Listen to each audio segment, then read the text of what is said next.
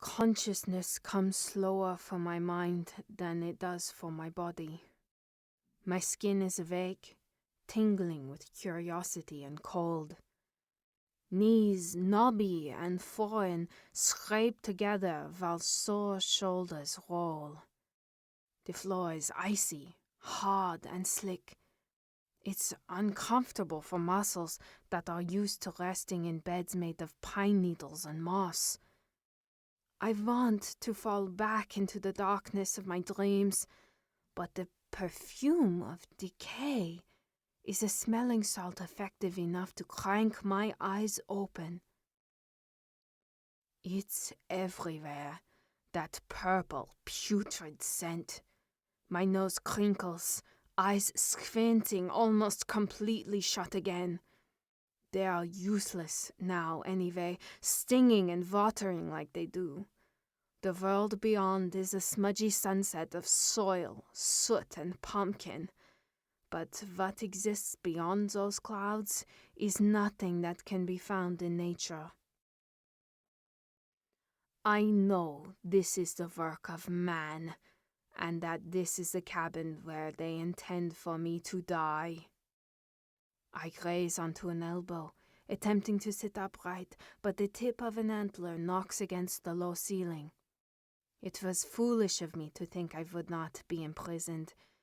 I trail my fingers up the length of my rack to stroke the cold metal, to feel its sturdiness, and come to understand that those were not blurry clouds in my vision, but bars.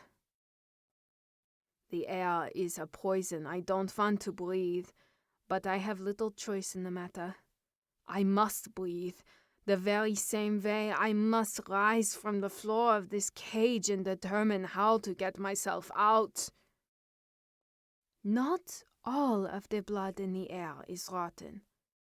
There is a freshly clotted gash circling my ankle. Turning hadn't been an option when I'd stepped into the snare. If the width of my rabbit's foot hadn't come loose, then there's no way that shifting to a form with opposable thumbs wouldn't have resulted in Via pinching the appendage clean off. No, being captured was a better alternative. Because I knew they would come back to the trap. Because I knew they'd come back for me. I knew that they'd release me from the silver-threaded wire and allow me the opportunity to use my silver-threaded tongue that, of everything in the Black Forest, is the most elusive. The creak of wooden floorboards signals I am no longer alone, and I blink to clear my vision.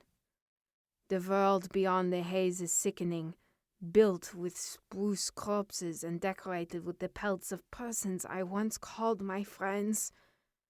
Yes, I knew they would come for me, the way I knew that eventually they'd come for us all.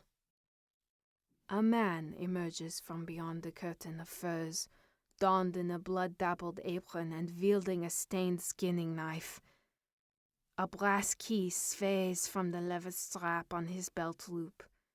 Sweat beads glint on his brow, a swatch of blood streaked across his forehead. "Scheiße!" he says, voice dripping in Dutch, sounding only a hair more disappointed than shocked. His eyes examine my new naked body and gambles with danger, warily approaching the cage. "You've changed." I do not dignify the obvious with a response. He chuckles, stroking his beard thoughtfully. "I didn't expect you to reveal that trick, demon. None of the others did." Speaking of the dead so flippantly, I know he wishes his words were razor blades, but they're not. There is nothing I can do for them when it's their blood he wears. However, I can prevent the pain of the future if I can just get him to look me in the eyes. "Do you think that will stop me?" he asks, now that you look a little like one of us.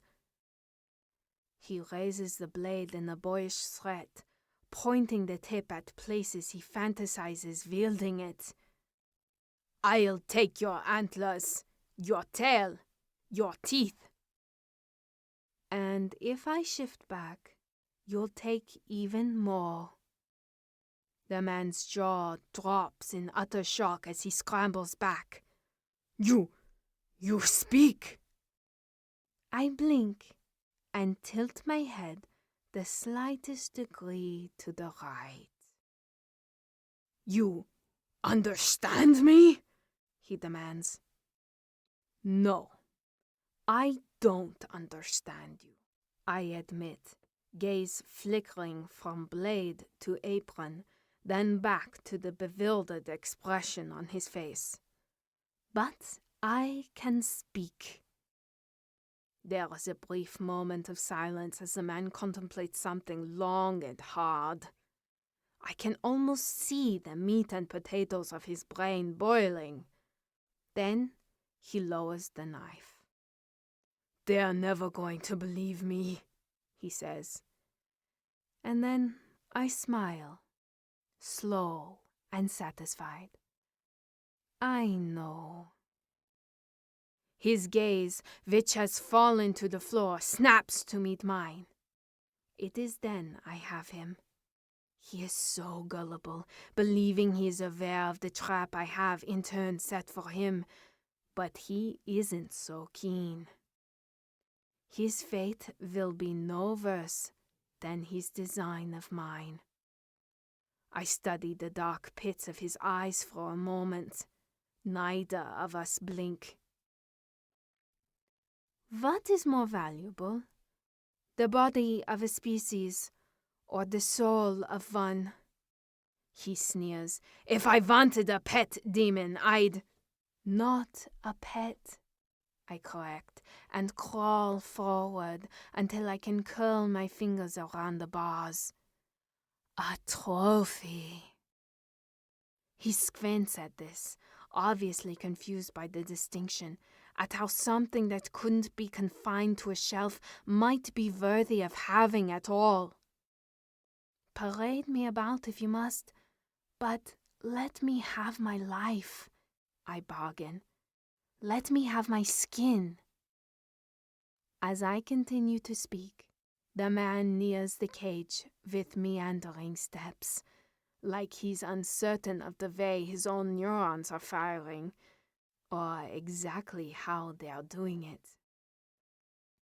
Demon, he whispers. Our eyes are locked. He steps. Demon! Trophy, I correct. He walks closer still. You're the one who brought me here, remember?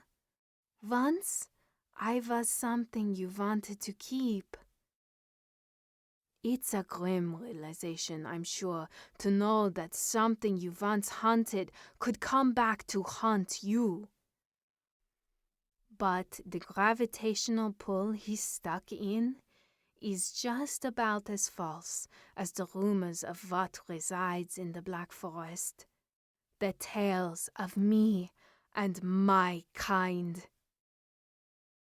As I will it, the muscles in his right hand relax, and the knife clatters to the floor. His meaty fingers and the crescents of blood beneath his jagged nails reach for the key dangling from his belt. His eyes never leave mine.